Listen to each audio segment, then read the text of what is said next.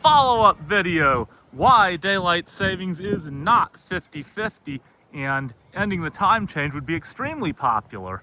So back in March of 2025, Donald Trump and Elon Musk did a big poll, and basically they asked people, if we end the daylight savings time changes, which do you prefer? More morning light year-round, that's standard time, or more light at the end of the day, that's daylight savings time? It was a close result, but the end result of the poll was 58% preferred more light at the end of the day, daylight savings time. 42% preferred more morning light, that was standard time. So then Trump was asked about it after all this talk about, we're gonna end those time changes, we're gonna be rid of it, it's inconvenient and costly, you know? That was a typical taco Trump chickens out. I'm not trying to be political here, this is specifically about the time change. So somebody asked Trump, okay, what are you gonna do about daylight savings time? And he said, you know what? It's a 50-50 issue. Some people want it one way, some people want it the other way, so I guess I can't do anything. Folded his hands, and that was it. Well, he did say a month later, we want Congress to push for more light at the end of the day. Then he's been totally silent on the issue ever since. As I explained in the previous video, lobbyists, lobbyists, lobbyists. And I'm sorry to the people that worship Donald Trump. Hey, let's troll them a bit. Greenville Democratic Party. No, I'm just being silly here. I try not to be political here, but it just happens to be what I'm walking past while talking about a political issue, which, by the way, is bipartisan. You have a lot of Republicans that want this. It is a Republican bill, but a lot of Democrats want permanent daylight time too. The problem is that the opposition is also bipartisan. So Trump tends to like partisan victories. If he had a bipartisan victory like this one, but then members of his own party like Tom Cotton, who in my opinion was a big asshole last November, blocking the Sunshine Protection Act from being voice voted on in the Senate, because members of his own party oppose it too, he's not going to be as passionate about it as he is about other things. But basically, let me argue why I believe Trump is dead wrong about this being a 50-50 issue. And in fact, permanent daylight savings would be very popular. Even standard time, which was the loser of the poll, would be more popular than the current system. And the worst decision is to leave it the way it is now, which is basically the decision that Trump made. So let's look at approval ratings on daylight time and standard time and the current system. So really, let's just look at the current system. The current system has about a 15% approval rating. Overwhelmingly, people want to get rid of the time change one way or the other. And as you saw from the Elon Musk poll, there's a big divide between whether we should go standard year-round or daylight time year-round. That's the divide. But let's look at it.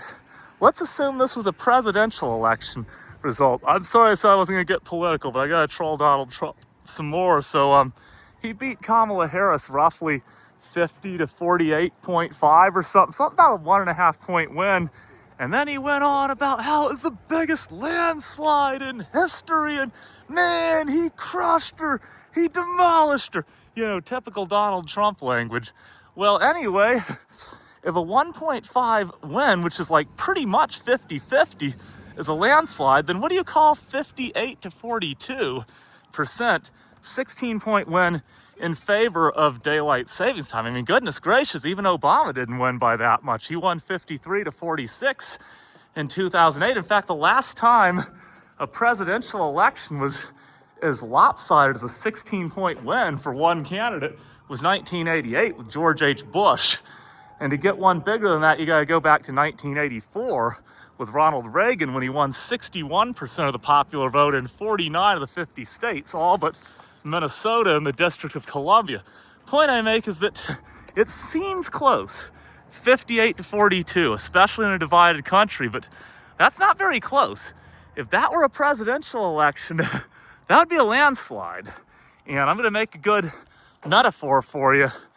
Even if you put the loser in, which is standard time, the one that got crushed by daylight savings, 58 to 42%, that's still more popular than the incumbent president with a 15% approval rating, which is the current system. So basically, it's sort of like this.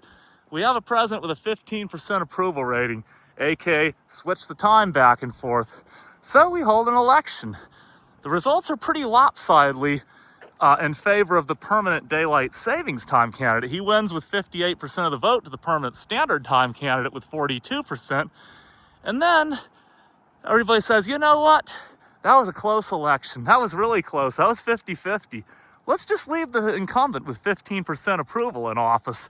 And that's exactly what Trump did on daylight savings time, is he said, well, there's too much divide between standard time and daylight time, so let's just leave it alone and keep flipping back and forth, which nearly everybody hates. That was the dumbest decision of all. By the way, I'm gonna play a little devil's advocate, because even though I am on the side of permanent daylight savings time, the health people are right about one thing. The time change itself is extremely harmful to our health, heart attacks and all of that, especially the spring forward time change.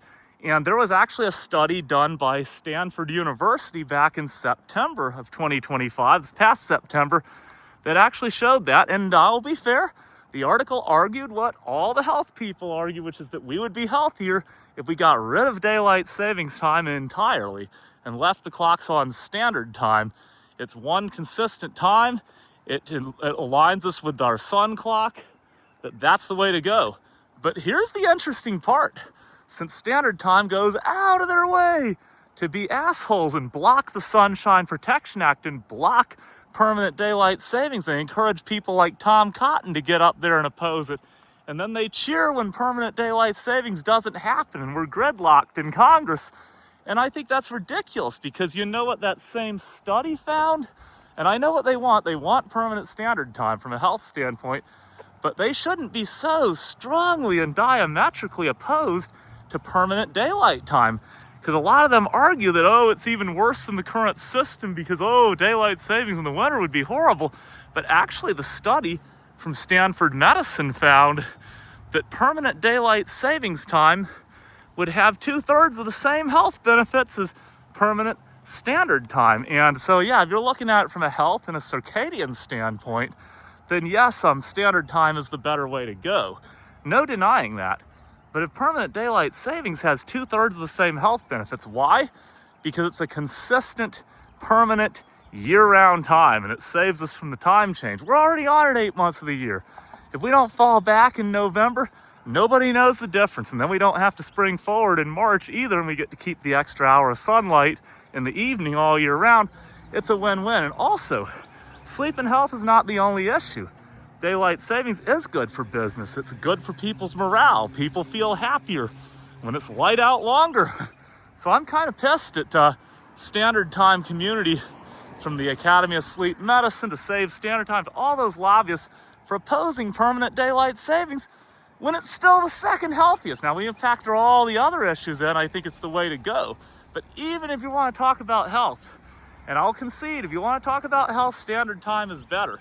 It's better than daylight savings time being year-round, but daylight savings year-round is a lot better than switching back and forth.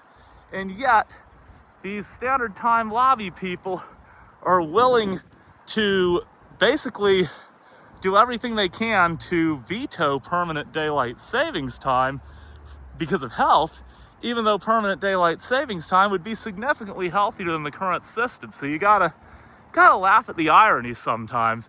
But anyway, that's my follow-up daylight savings time video. So yes, it wouldn't be as healthy as standard time, but it'd be a lot healthier than the current system. 2/3 of the same benefits, and it would make people happier, more light at the end of the day.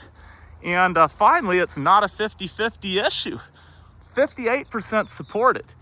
Even the 42% that support standard time, that would be significantly more popular than the current system. So for people like Trump to come out and be like, well, it's 50-50, I'm not gonna change it. It's like, so you're gonna keep the incumbent with 15% approval in there. Like, yeah, that's not a very smart decision.